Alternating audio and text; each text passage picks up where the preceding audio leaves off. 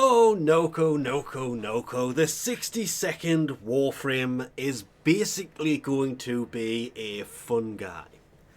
And I hate the fact I said that, but I had to make that joke early on, so don't expect it to ever occur again. Nokko's parts can of course be found from the deep mine bounties, the first one having the chassis, the second one having the systems, and the third one having the neuroptics. Easiest way to do this, in my opinion, would be do the first one until you have the chassis, then move on to the second one, then move on to the third one once you have dropped the part that you have, because you're going to have to do a lot of these to research the mushrooms to level up the syndicate before you can go to browsewares, because you have to be level 4 to unlock them, by which point you might have obtained 3 of the 4 parts by then anyway, and have enough of the Fergalite to buy the 4th part. Not that hard to get a hold of him in the slightest. I favour the first bounty, if I'm being 100% honest. It seems to be the quickest.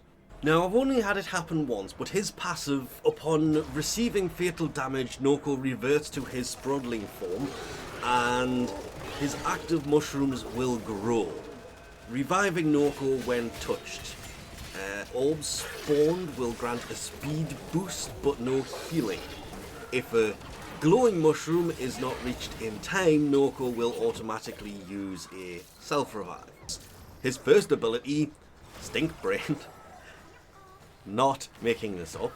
This throws a mushroom that periodically sheds poisonous spores, inflicting viral damage and status effect. Just thought I'd mention this one. Viral damage is a status effect, but never mind. Upon nearby enemies, while also putting them to sleep. This is great. I love this. This mushroom came in very useful and is ridiculously good for crowd control, because they kind of just get near it and they go, nap time. It's wonderful.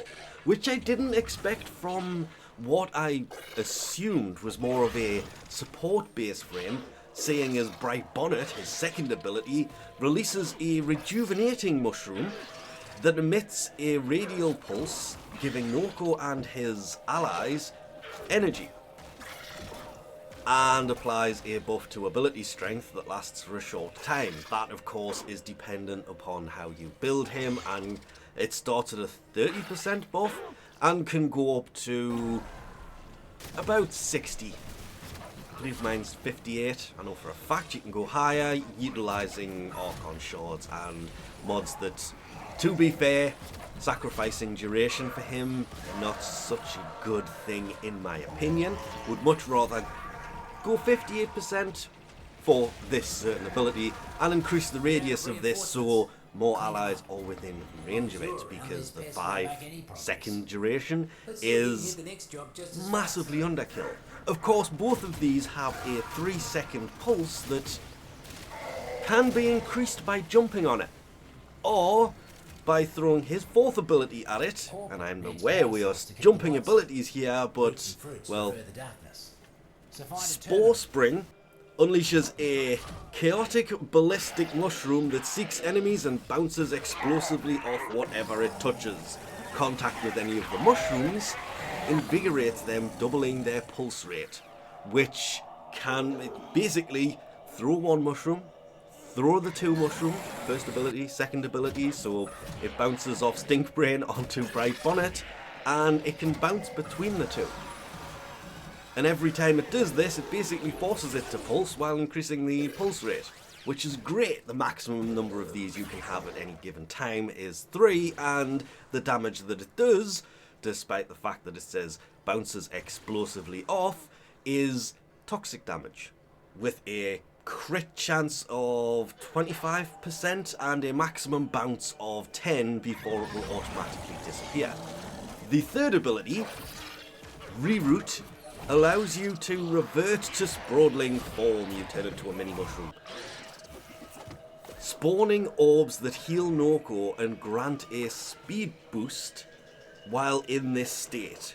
Basically, you go into this state, run around and get healed, which is ridiculously good. And he's untargetable in this while healing gradually. So if you are in trouble, spam that third ability, because reroute basically de-aggroes them and they can't target you. I haven't tried this on spy missions, but I'm assuming it would be really good. So you have a frame that can, with Stink Brain, damage enemies, with Bright Bonnet, I was going to say heal, but it's not healing, it rejuvenates energy and applies a buff to ability strength. Third ability that de-aggroes them and heals you over time, and a fourth ability that deals damage. So he's actually kind of a nice mix between support frame and damage frame, which I actually found ridiculously useful a lot of the time. When it comes to actually setting him up mod-wise, all I'm going to say is I got kind of lazy and just threw all the Ogre mods in, but I will also add the fact that 194% power strength, 175% range, and 179% durability without having to affect the Archon Shards, or use Archon Shards to affect these, is actually pretty decent. What I would recommend is build him for range, duration, and power strength, because efficiency isn't really that important with the whole, not Stink Brain, Bright Bonnet having the ability to replenish your energy. So efficiency isn't as important, so I basically forewent that in favour of absolutely everything else. The reason for the Ogre mods is 160% energy spent on abilities is converted to shields, which kind of increased his survivability by quite a bit. Quite a large bit, to be fair, because the more you cast abilities, the better your shields are. Which is one of the main reasons, depending on the frame, I'll actually use those mods on Hildren. Ridiculously good. Just saying. And yes, I know, I stupidly put the Umbral mods in this instead of Flow, but that's because I was playing with Umbral Intensify to try and get the ability strength up as far as possible, utilising Power Drift to do this with a chance to resist knockdown, because there is a bigger problem in the whole Valis Undermines update, and that is knockback is not your friend. There's a few enemies down there in the mines that have a really bad habit of putting you into the dreaded perpetual knockback, where you recover from knockback and then you are instantly knocked back again, and you basically can't move or do anything apart from get extremely annoyed. So it kind of helped towards that. I'm trying to justify this as much as I really can, but I avoided using Rage as much as I could.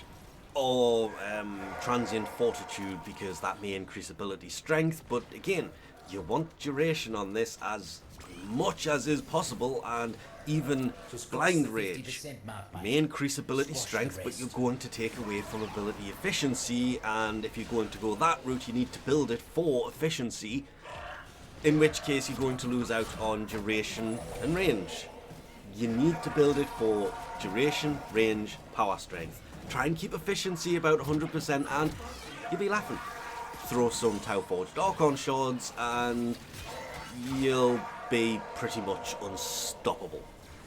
And I did find it absolutely hilarious that while playing the new game modes in any form, as Noco was not getting any Noco drops whatsoever, and the second mission after I swapped him to try some other things, I got one of his parts, moved on to the next one, got the next part, moved on to the next one, and 2 missions later, I basically got all 4 of his parts in 6 missions. I don't think this is normal, because if it is, that means he's one of the easiest frames to actually get a hold of. Because you really don't want to go the buy route for him, simply down to the fact that that stuff is needed for pretty much everything related to Nightcap, his field research and all that good stuff. The Prince, I think it's about 120 in total of that Bergside stuff to get that pretty much maxed and listen to the whole story, but Noco is quite an amazing little frame. I was expecting support frame. Buff allies, spawn energy, keep enemies at bay by putting them to sleep, but he's actually so powerful when it comes damage side of things. I mentioned it in a video that I don't think I've actually done yet, but I saw his abilities once do over 100 million damage to an enemy. And that was bouncing the Fourspring just around the room, and it crit perfectly, and I've tried so hard to actually catch the numbers where it's hitting multiple enemies for massive amount of damage, and it is doing 1, 2, 10 million damage a time, meaning he is actually quite a strong frame that has the ability to support at the same time. And being able to reroute and go heal yourself means even if you get into trouble, you've got an exit that doesn't involve having to go down and do some weirdness to try and revive yourself. Noco, I'm waiting for the frame they release that is utter garbage. But recently, every frame they seem to be releasing is not as good as the last, but not as bad as expected, because they used to do good frames, then okay frames, some good frames, some bad frames. As Ureli's brother, it was not expected he was going to be Ureli at launch level, hated by people. But this frame's actually still pretty good. This is the 4th frame in a row that's brought out that's actually been a good frame. So either Uriel, the 63rd Warframe, the next Warframe coming in December, is either going to be ridiculously bad, or maybe they've finally turned a corner where all the frames are actually going to be good from now on. That would be quite an amazing change. But as always, as with every new frame, there is of course the Helminth side of things, because I believe it's his second ability that is the Helminth ability. I hated saying that as soon as I said it. But here's the problem with it. It reduces the strength buff and energy restoration of Bright Bonnet. Subsume the frame.